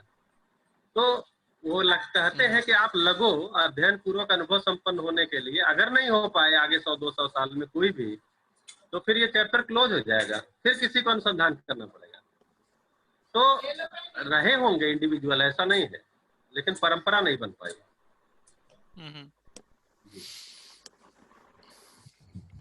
थैंक यू जी भैया, एक छोटा सा प्रश्न था और जो ये बात की कि गलती में सब जो हैं वो अलग हैं, भिन्न प्रकार के हैं, मगर सही में सब एक हैं, ये काफ़ी हद तक समझ में आता है। मगर अदरवाइज जो है, अगर इसमें कोई रियल एग्जांपल को शेयर करे तो बहुत ही अच्छा लगेगा, मतलब एक क्लैरिटी बनेगी। वैसे समझ में आ रहा है।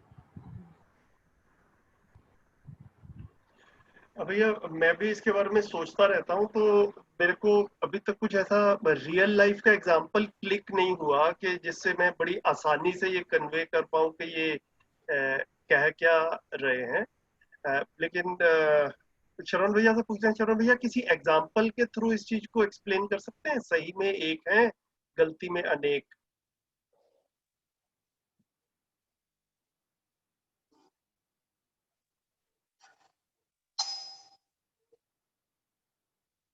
शरण भैया जाऊं जी, अगर पानी पीने से प्यास बुझती है, तो अगर सभी पानी पी के ही, मतलब प्यास बुझाने के लिए पानी पीते हैं और ये सही भी है, तो सब जो है जब प्यास लगेगी तो पानी की तरफ बढ़ेंगे।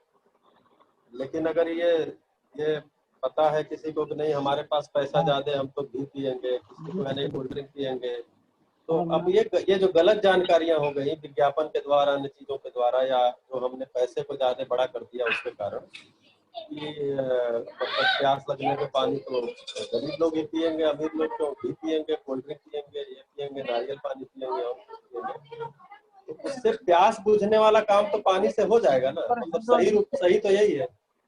अब गलत अगर हमारे पास सूचना है तो गलती बहुत सारी है। उनको कपड़ा लगा दिए क्योंकि पीछे सारी टंकी है, खुलवा के साफ कराई है। कचरा सारा टंकी खुला के सारा चीज कराया।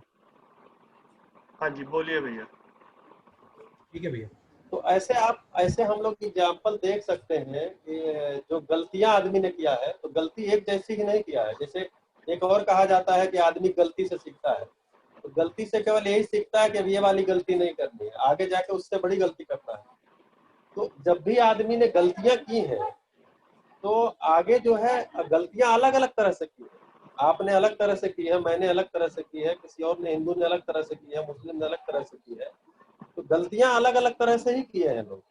इसका मतलब क्या हुआ कि सही का पता तो नहीं था। अगर सही का पता होगा तो सबको एक ही जैसा होगा। 2 + 2 4 होता है, ये सभी के लिए एक ही होगा। लेकिन 2 + 2 5 होता है कि 6 होता है कि 7 होता है, फिर तो इसके हजारों एग्जाम्पल, हजारों आंसर आएंगे ना। लेकिन सही जब भी आएगा तो 2 + 2 4 ही आएगा। तो इस तरह से धरती जो है अस्तित्व सह अस्तित्व है, व्यापक और प्रकृति का संयुक्त साकार रूप है। और उसमें मैं मानव हूँ, ज्ञानावस्था का इकाई हूँ। मैं जीवन और शरीर का संयुक्त साकार रूप हूँ। जीवन सुखी होना चाहता है, उसके लिए शरीर को चलाता है। शरीर मेरा साधन है, इससे ज्यादा कुछ नहीं है। केवल इस साधन का उपयोग करके हमें जागृत होना है। अब ये क्या है, जो जितना मैं बोल गया ये सही सूचना है। अब ये सूचना के साथ अगर बढ़ रहे हैं तो सभी एक जैसा ही बढ़ेंगे, जैसा हम लोग पिछले 3-4 महीने से बढ़ रहे हैं। इसके अलावा बहुत सारी ऐसी सूचनाएं हैं प्रकृति के बारे में जो कि सही नहीं है। अब उसके बारे में लोग अलग अलग ढंग से पढ़ ही रहे हैं। ठीक है भैया, बढ़िया। सिर्फ एक ये समझ बन रही है कि जैसे आपने बोला है कि 2 + 2 हमेशा 4 ही रहेगा, मगर मानव के रूप में जो है ये चीज मतलब 4 तो रहेगा ही डेफिनेटली। अगर हमने कोई काम किया है वो सह अस्तित्व के साथ है, तो हो सकता है कि एक इंडिविजुअल जो है वो दूसरा इंडिविजुअल जो रिजल्ट प्रोड्यूस करे उसके अंदर थोड़ा वो हो सकता है, डिफरेंस हो सकता है, मगर सही ही होगा, ऐसे भी थोड़ा मान सकते हैं। और शायद मैं इसमें ये भी जोड़ना चाहूंगी, तो समझदार व्यक्ति ही सही समझ पाएगा ना, क्योंकि जिनकी समझ ही नहीं है वो तो गलत को भी सही समझेंगे कहीं ना कहीं। तो इसका आप एक समझदारी नहीं है तो भी आप सही को ना देखने की भी आपने ना उसमें ताकत रहेगी। इसीलिए बोले हैं ना 3 चीजें भैया ने आज शुरू में बोला था कि दर्शन, दृष्टा और दृश्य। तो दर्शन, संपूर्ण दर्शन जो है वो उसका दर्शन करने वाला दृष्टा है।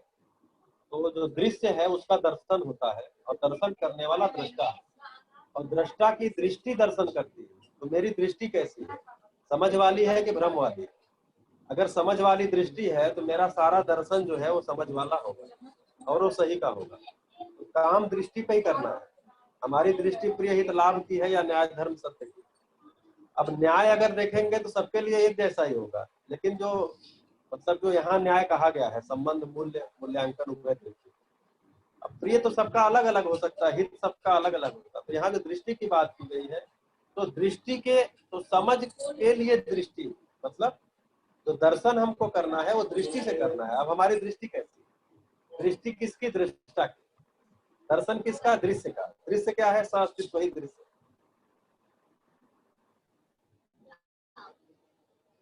तो अगर भ्रम की दृष्टि है तो फिर वो अलग अलग लोगों का भ्रम अलग अलग होता है ना। अभी भैया आपसे बात करते करते ना एक एग्जाम्पल बना, जैसे महेश भाई की भी इच्छा थी कि किसी एग्जाम्पल के थ्रू देखें, तो ऐसा मैं कोशिश करता हूँ। आप बताइए कि कुछ रिलेट होता है कि नहीं होता। जैसे हम ना ये कह रहे हैं सुख के 4 चरण है, समाधान है ना। तो समाधान सुख का पहला चरण है। मैं समाधानित होता हूँ, मैं समझदार होता हूँ, मैं जागृत होता हूँ, तो मैं सुखी होता हूँ। अब ये सही है ना। तो मानव सही में एक है, मतलब पूरी धरती पर जब भी कोई मानव सुखी होगा, समझदार होकर ही उसको निरंतर सुख मिलेगा। बेशक आज का मानव हो, बेशक 2000 साल पहले का हो, बेशक 2000 साल बाद आने वाला हो, बेशक इंडिया का हो, बेशक पाकिस्तान का हो। अभी कोई सोचे कि भैया मैं इंद्रिय सुख से निरंतर सुख पालूंगा, या मैं बहुत पैसा कमाने से पालूंगा, या मैं IAS बनने से पालूंगा, है ना, या मैं वर्ल्ड फेमस हो जाऊंगा तो पालूंगा, या मेरे पास में बड़ी कार आ जाएगी तो पालूंगा, या मैं बड़ा सुंदर दिखूंगा तो पालूंगा। हमने इस तरह के सारे लोगों को है ना प्रयास करते हुए देखा ही है कि भैया ये कर लेते हैं, ये कर लेते हैं, ये कर लेते हैं। आदमी जो कुछ भी करता है सुखी होने के लिए करता है, तो ये सब करने के बाद भी सुखी हो नहीं पाए। तो गलती में अनेक है, सही में एक है। सही में एक क्या है? समाधान ही सुख है ना। तो सही पता हो तो आदमी सही कर सकता है, और सही ना पता हो तो आदमी चुप तो बैठता नहीं है, फिर भी कुछ ना कुछ करता है। उस कुछ ना कुछ करने में गलतियां होती हैं, ऐसा कह सकते हैं। मेरे को ऐसा एक फ्लो बना है। भैया मेरे को थोड़ी सी एक समझ बननी है, शायद इनसाइट में अगर शेयर करूं तो बाकियों को लग सकता है कि तेरा गलत जो है वो मेरे गलत से ज्यादा बड़ा है। हाँ बिल्कुल बिल्कुल। अभी जो है ना वो अभी बस ये रहता है कि मैं ज्यादा समझदार, तुम कम समझदार। काफी सारे कॉन्फ्लिक्ट जो है वो इस डोमेन में होते रहते हैं। मैं काफी बार देखता हूँ अपने आसपास, और हम खुद भी, कोई भी इस स्थिति में नहीं है, ये अपने मुंह से इतनी हिम्मत नहीं बनती ये कह पाए कि हम पूर्ण समझदार है ना। जिससे बात हो रही होती है, जिससे कॉन्फ्लिक्ट होता है, वो भी नहीं कह पाता कि मैं पूर्ण समझदार हूँ। तो भाषा क्या निकलती है? मैं भी गलतियां करता हूँ, तुम भी गलतियां करते हो, अब इस पे क्या लड़ाई करो? तुम अपनी गलतियां करते रहो, मैं अपनी गलतियां करता रहता हूँ। वो कहीं पे पहुंचे नहीं इस सारे डिस्प्यूट से। तो मध्यस्थ दर्शन में क्या है? सही का पता होता है तो गलती की समीक्षा होती है ना, और सही की क्लैरिटी बनती है तो गलती छूटती भी है। नहीं तो फिर एक गलती से दूसरी गलती, दूसरी से तीसरी तक जो है वो आदमी करता है।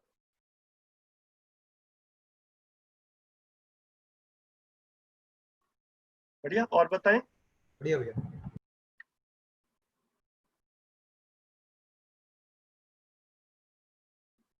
और कुछ प्रश्न है तो बताएं, नहीं तो आगे पढ़े।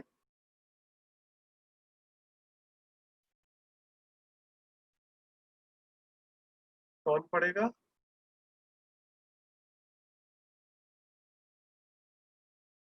हाँ पढ़िए गुरली। हाँ जी गुरली। तो हमारा चरित्र भी विकसित के रूप में होने की आवश्यकता है। आचरण के रूप में हर वस्तु अपनी व्यवस्था को प्रमाणित करते हैं। मानव भी अपने आचरण के अनुसार प्रमाणित करेगा। ये एक सूत्र मिलता है। इस सूत्र को हम आप सबको जांचना ही है। जांचने जाते हैं तो अपने में कौन सा चीज समझने वाला है, उस चीज को पहले समझना है। समझकर निर्वाह करने वाला क्या चीज है, इसको समझना है, और समझकर क्या पाएंगे उसको समझना है। यह मानव का पहुंच है। मानव ज्ञान अवस्था में गण्य है। ज्ञान अवस्था में गण्य होने का क्या आधार है? मानव जीव चेतना क्रम को जिसको समझा हुआ समझता है, उसी ढंग के कार्य व्यवहार करता है। वह जाना नहीं रहता, तब भी मानने की बात हर व्यक्ति में है, और जीव चेतना में जीते हुए हम इसको जानते हैं, ऐसा कहता है। दावे के साथ जाना नहीं रहता, माना रहता है। लेकिन बोलते समय जानता हूँ कहता है, ये व्यक्ति रेख है, क्योंकि मानव चेतना में जीते हुए सर्व शुभ के अर्थ में सत्यापित करना बनता नहीं। भ्रमित आदमी में यही व्यक्ति रेख है। 99% भ्रमित मानव शरीर को ही जीवन मान लिए है, जिसके फलस्वरूप ही तमाम परेशानियां पैदा की हैं, और परेशानियों से त्रस्त हुआ भी है। अब परेशानियों से मुक्त पाने की इच्छा हुई है। उसी इच्छा के तहत ये कार्यक्रम है। चारों अवस्था में से मानव समझे और समाधानित हुए बिना सुखी नहीं हो सकता। पदार्थ अवस्था परिणाम मानुषंगी विधि से नियंत्रित है। प्राण अवस्था बीजानुषंगी विधि से नियंत्रित है। जीव अवस्था वंशानुषंगी विधि से नियंत्रित है। नियंत्रित रहने का प्रमाण ही है व्यवस्था में रहना, निश्चय आचरण में रहना। मानव को छोड़े प्रकृति की हर इकाई अपने निश्चित आचरण में है। मानव में भी निश्चित आचरण की जरूरत है। मानव संस्कार अनुषंगी विधि से नियंत्रण होना है। संस्कार क्या है? विकसित चेतना रूपी समझदारी है। समझदारी का प्रमाण है मानवीय पूर्ण आचरण। जब मानव समझदार होता है तो व्यवस्था में जीता है और तब उसका आचरण मानवीय पूर्ण होता है। जब व्यवस्था में नहीं जी पाता तो अमानवीय आचरण कहलाता है। अब मानवीय आचरण और अमानवीय आचरण की परिभाषा बनता है। इसके बाद हमको पता लगता है कि इसकी ज़रूरत है या इसकी ज़रूरत नहीं है। जिसकी ज़रूरत होती है उसकी ओर आदमी का स्वाभाविक प्रवृत्ति होती है। इस तरह मानव के जागृत होने का रास्ता बना है। जीवन न पैदा होता है न मरता है और शरीर रचित होता है और विरचित होता है। जीवन जीवित सहित विधि में से मानव शरीर को चलाता रहता है। जीवन सहज विधि से मानव शरीर को चलाना चाहता है। जीवन सहज विधि क्या है? सुखी होने का समझ एवं कार्यक्रम। सारे पशु केवल जीने की आशा करते हैं वंशानुषंगी विधि से, जबकि मानव सुखपूर्वक जीना चाहता है। किंतु जब मानव वंशानुषंगी विधि से जीना चाहता है तो परेशान होता है। इतनी ही बात है। इसको अच्छे ढंग से हमको समझने की ज़रूरत है। इसको अच्छे ढंग से प्रमाणित करने की ज़रूरत है। समझदारी ही प्रमाणित करने की वस्तु है। जब मैं आपसे समझकर दूसरों को समझा पाता हूँ तभी आप प्रमाणित होते हैं। इस तरह समझदारी परंपरा के रूप में बहती है। नासमझी परंपरा में बह ही नहीं सकती। समझदारी की वस्तु में विविधता नहीं होती। विविधता होती है तो प्रस्तुति में। इसलिए पीढ़ी दर पीढ़ी और सुदृढ़ होगी, प्रखर होगी। सही करने का तरीका और प्रखर हो जाता है। सही करने का सार्थकता और सुलभ हो जाती है। सर्व मानव के लिए इसकी आवश्यकता है। इसलिए समझदारी संपन्न मानव ही परंपरा को सही ढंग से आगे पीढ़ी को अर्पित कर स्वयं संतुष्ट हो सकता है। आगे पीढ़ी संतुष्ट हो सकती है। रुक जाते हैं यहाँ पर। तो अभी जो हम अभी पहले जो बात कर रहे थे ना, समझ में एक और गलती में अनेक, उसी की एक दूसरे तरीके से जो अगर हम इंटरप्रिटेशन देखें तो इस सेंटेंस में आ रही है कि समझदारी की वस्तु में विविधता नहीं होती। विविधता होती है तो प्रस्तुति में होती है। इसको अंकित भाई ने शायद कल यहाँ पर कहा था या कुछ दिन पहले मैंने कहीं और सुना था उनसे, मतलब वो, लेकिन बड़ा रेलिवेंट सा एग्जांपल है कि जो कंटेंट है ना, कंटेंट ऑफ एजुकेशन या जो समझाना है, हमने किसी को भी कुछ भी समझाना हो, वो समझाने की चीज एक ही रहती है। चाहे कार चलाना सिखाना हो या कुकिंग सिखानी हो या जीवन विद्या का कंटेंट है, कंटेंट तो एक ही रहता है। जो वेराइटी रहती है, वेरिएशंस रहती है, वो प्रस्तुति में रहती है। मैं आपसे बात करूंगा तो एक तरीके से करूंगा, शरण भैया करेंगे तो दूसरे तरीके से करेंगे, अंकित भाई करेंगे तो तीसरे तरीके से करेंगे, सोम भैया करेंगे तो और तरीके से करेंगे।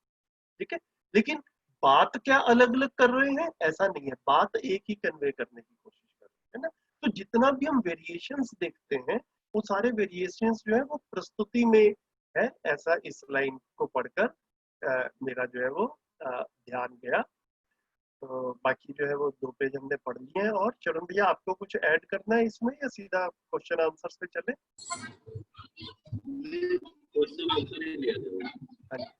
तो किसी का ध्यान गया हो कुछ बातचीत करने के लिए यहाँ पर तो बताइए, पेज 31-32 पे।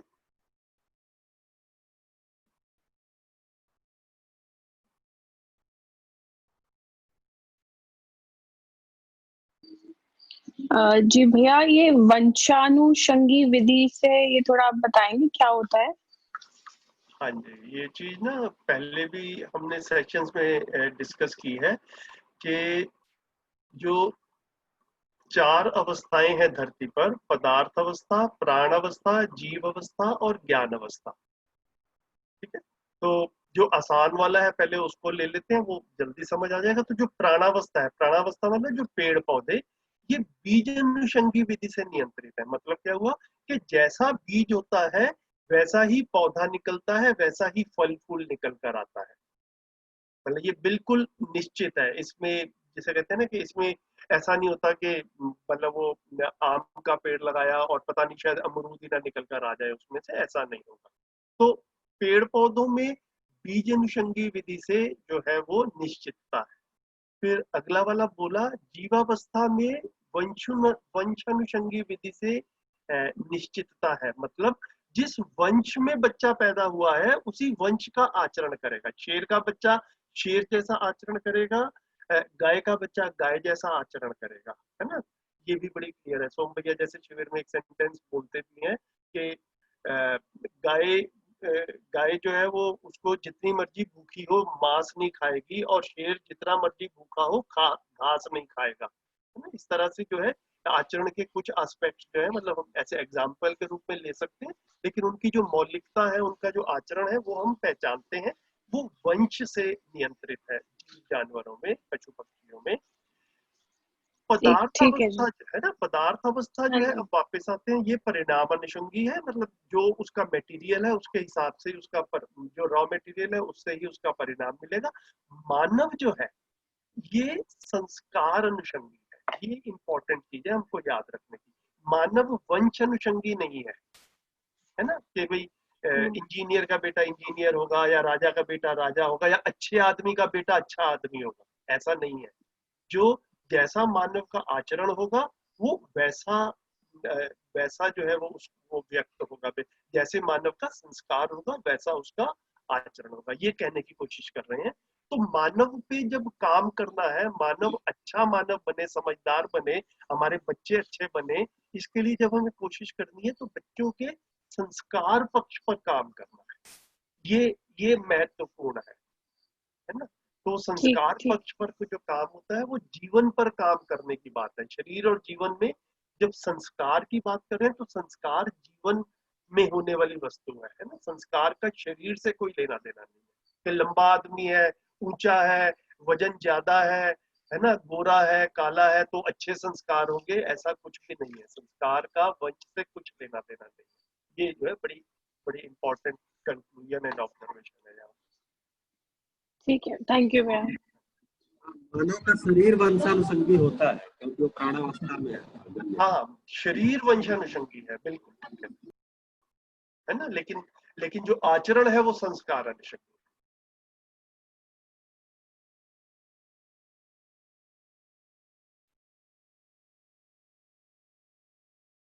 भैया एक पैराग्राफ में बोला है कि समझदारी में क्या समझना है और क्या मतलब उसमें कुछ उसको उन्होंने पूरा एक बोला कि समझदारी में क्या समझना है, पहले क्या समझना है, नहीं समझना है।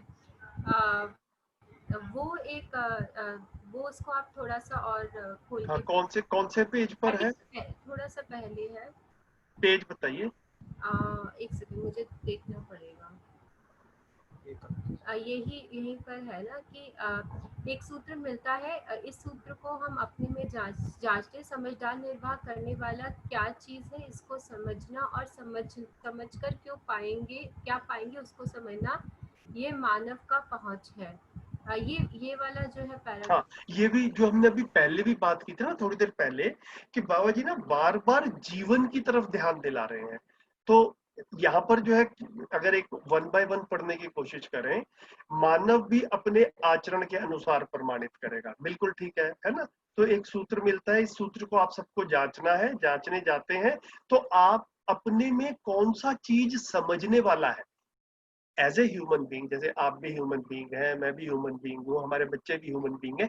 इसमें समझ कहाँ पर है?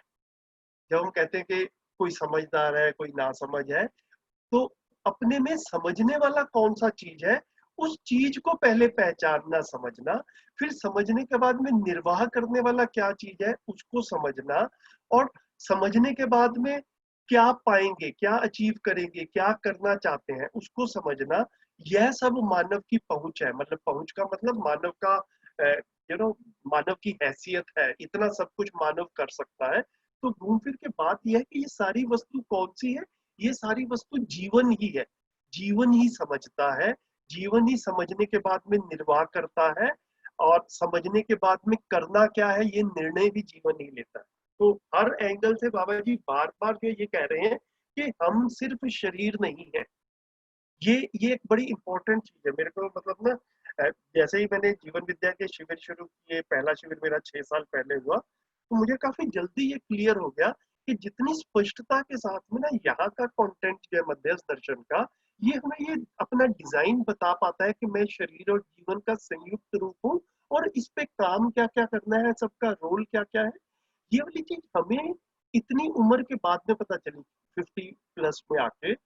अब हमारे बच्चे बड़े हो रहे हैं, क्या इनको भी देर से ही पता चले ऐसा डिजायरेबल है, या इनको जल्दी से ये पता चल जाए तो फिर ये अपनी जिंदगी के डिसीजंस जो है वो सही ज्ञान के साथ में ले पाएंगे। तो मुझे ऐसा लगता है कि मतलब हम सब ना, जैसे आप में से जो कोर ग्रुप है वो यंग पेरेंट्स का है, बच्चे बड़े हो रहे हैं, इनकी एजुकेशन में हम कैसे कैसे जो इनकम्प्लीट चीजें हैं उनको भी कंप्लीट करके ला पाए। तो मुझे ऐसा लगता है कि एज ए ह्यूमन बीइंग मैं शरीर और जीवन का संयुक्त रूप हूँ। ये हमको ना अपने बच्चे की अपब्रिंगिंग में क्लियर करना हमारी जिम्मेदारी है, क्योंकि स्कूल में तो क्लियर हो नहीं रहा है ना।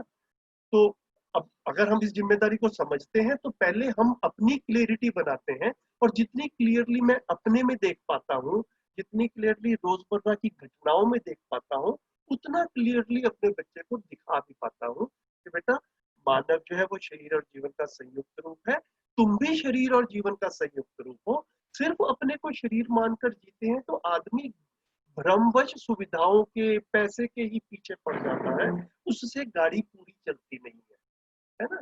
काफी लोग देखे हमने, बहुत पैसा है उनके पास में, फिर भी घर में क्लेश है, फिर भी स्ट्रेस में है, फिर भी टेंशन है ना, समस्याएं हैं फिर भी। तो सुख और सुविधा अलग अलग है, मानव सुखी होना चाहता है, ये सूत्र हमें स्वीकार होता है। मानव सुख धर्मी है। अगर कोई बोलते मानव सुविधा धर्मी है तो हमें बाय गट फीलिंग ही लगता है कि ये बात ठीक नहीं है, ये तो ना भ्रमित का स्टेटमेंट है कि मानव सुविधा धर्मी है। मानव सुख धर्मी है, ये हमको ठीक से स्वीकार होता है। सुख धर्मी में फिर सुख जो है वो जीवन के साथ में लिंक होता है, सुविधा शरीर के साथ में लिंक होती है। तो ये जीवन को समझना बड़ा जरूरी है, सबके लिए जरूरी है। आने वाली पीढ़ी को जितनी जल्दी हम बता पाए एज पेरेंट्स, एज टीचर्स, उतना जो है हम अपनी जिम्मेदारी को अच्छे से निभा पाएंगे, ऐसा मैं देखता हूँ। जी भैया, तो भैया बहुत बारी डोमिनेशन तो बॉडी लेवल पर हो जाता है ना, मतलब ये एक जब हम दोनों को समझते हैं वो संयुक्त नहीं समझ पा रही, मैं अपने में बात कर रही हूँ, डोमिनेशन हो जाता है किसी एक का या फिर किसी दूसरे का, क्योंकि शायद चॉइस करनी पड़ती है कि अभी हम क्या क्या चाह रहे हैं। तो यहाँ पर चॉइस की बात है, डोमिनेशन की बात है कि आप का नीड्स, बॉडी नीड्स डोमिनेट कर जाती है आपकी सेल्फ नीड्स के लिए। तो दीदी ये ठीक है, ये अपनी अपनी स्थिति का सब लोग आंकलन करेंगे, इसमें कोई ऐसा नहीं है कि भाई ऐसा क्यों हो रहा है या क्या है, सबकी अपनी अपनी स्थिति है। लेकिन मुझे ऐसा लगता है कि जब मैं आप में से काफी लोगों को देखता हूँ कि जब एज ए कपल आप लोग बैठते हैं ना, पति पत्नी दोनों बैठते हैं, तो उससे एक सुखद संभावना बनती है कि किसी एक को देखने में कभी गलती हो रही है तो जो साथ वाला है, स्पाउस है, वो उस तरफ ध्यान आकर्षित कर देता है। मैं जैसे आपसे भी आधा घंटा पहले बात कर रहा था, मैं और मेरी पत्नी, हम जब आपस में बातचीत करते हैं, और दिन में अब तो ऐसा दिखता है कई बार, मतलब जैसे, मतलब ये तो रोज की ही बात है कि मतलब ऐसा चर्चा में आ ही जाता है कि कई मित्र ऐसे हैं जो काफी परेशान महसूस कर रहे हैं आजकल के, हम तो घर में कैद ही हो गए। पहले तो इतना पार्टी के लिए जाते थे, सैटरडे संडे को शॉपिंग के लिए निकले, है ना, ईटिंग आउट के लिए निकले, वो सारा बंद हो गया है और बड़ी परेशानी हो गई है। और ऋतु और मैं आपस में बात करते हैं तो लगता है कि अभी 5-6 महीने से लॉकडाउन चल रहा है, हमें प्रैक्टिकली इस चीज का कोई फर्क नहीं पड़ रहा। हमें ऐसा लग रहा है कि एक्चुअल में जो काम हम करना चाह रहे थे, जो आप लोगों से बातचीत हो, मिलना जुलना हो इंटेंसली, हम अपनी भी म्यूचुअल जर्नी भी समझने की कंटिन्यू करें, वो एक्चुअल में ये लॉकडाउन में उसकी संभावनाएं ज्यादा बढ़ गई हैं। पहले क्या होता था कि मिलने के लिए ट्रेवल करना पड़ता था, दिल्ली में फासले भी इतने ज्यादा हैं, तो वो मिलना जुलना कम होता था, मीटिंग्स कम होती थी। तो मतलब वो यही लॉकडाउन वही है, उसी लॉकडाउन में काफी सारे लोग अपने को कैद के रूप में अपने को देख पा रहे हैं, ऐसा देख पा रहे हैं कि हम जेल में बंद है, और मतलब हम में से कुछ लोग हैं जो उसको ऐसा भी देख पा रहे हैं कि ये अच्छे अवसर के रूप में हमको उपलब्ध हुआ है, जो रोजमर्रा की भागदौड़ में पहले हम समझने की यात्रा धीरे चल रही थी, अभी आजकल समय भी ज्यादा उपलब्ध है तो समझ भी पा रहे हैं। तो ये जितना हम इन चीजों को क्लियरली देख पाते हैं साथ साथ चलते हुए, ये मेरे को लगता है कि ये भी एक दूसरे के साथ में पति पत्नी का जो एक जिम्मेदारी निभाने वाला रोल है, वो इस तरफ भी उसका एक एंगल जो है वो ये भी है। तो शरीर और जीवन दीदी लग रहा है कि नहीं समझ पा रहे, तो थोड़ा सा और मेहनत किया जाए, समझा जाए। मेरा लग रहा है कंटेंट काफी क्लियर है, हमारे ऑब्जर्वेशन में जितना आएगा उतना आसान हो जाएगा इसको समझने के लिए। ठीक है जी भैया।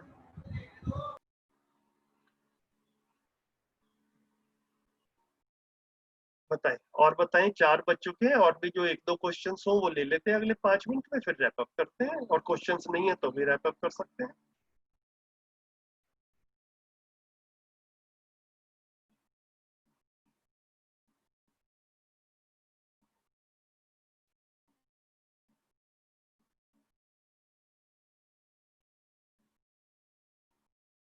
बंद करें देव भाई? ठीक है, ठीक है। अच्छा, एक मेरी रिक्वेस्ट थी आपसे, खास तौर पे देव भाई, सुनील भाई, मतलब स्पेसिफिकली मैं आप दोनों को देख पा रहा हूँ स्क्रीन पे, तो जैसे ना बीच बीच में प्रश्न आते रहते हैं, तो प्रश्न तो हम सब मिलजुल कर हैंडल कर लेंगे। आपको कभी लगे आप भी कुछ उसमें रिस्पॉन्ड करना चाहते हैं, आप भी कीजिए, हम लोग भी करना चाहेंगे, हमें भी लगेगा तो हम भी कर देंगे। फिर कुछ और चीजें आती हैं, जैसे कल मैंने देखा था गुरलीन दीदी का मैसेज आया था कि कुछ पुरानी स्लाइड चाहिए, कुछ है ना, कुछ ऐसे करके। तो मतलब क्या ऐसा मैं कहूँ तो ज्यादती तो नहीं हो जाएगी कि इसको आप संभाल लें? किसी को कोई वेबसाइट से रेफरेंस चाहिए, कोई शिविर का रेफरेंस चाहिए, कोई पुराना प्रेजेंटेशन चाहिए, इसमें जो है फिर मेरे को लगेगा कि शायद मतलब हम लोग को ढूंढना पड़ेगा, और कई बार हमारे फोन की भी एक लिमिटेशन रहती है। तो आप अगर उसका ट्रैक रख रहे हैं तो उनको आप रिस्पॉन्ड कर दिया कीजिए, बाकी जो जनरल क्वेश्चन होंगे वो मिलजुल कर हम हैंडल कर लेंगे। ऐसा कर सकते हैं? ठीक है भैया, हम लोग कर लेंगे। तो कई हो सकता है मिस हो गया होगा, मिस हो गया भैया। कोई नहीं, कोई नहीं। तो गुरलीन दीदी को कुछ चाहिए था, क्या चाहिए था समझ के वो शेयर कर लेंगे। ठीक है भैया। ठीक है, चलिए, बड़ा अच्छा रहा आज और कल का। अभी हमने पेज नंबर 32 के बॉटम पैराग्राफ से शुरू करना है, अगली बारी मिलेंगे तो वहां से शुरू करेंगे। ओवर द वीक आप 10-15 पेजेस और पढ़ लेंगे तो अच्छा रहेगा। ठीक है, थैंक यू, नमस्कार। नमस्कार thank you ji, thank you sir. नमस्ते, नमस्ते सभी को, नमस्ते। नमस्ते नमस्ते थैंक यू। नमस्ते भैया।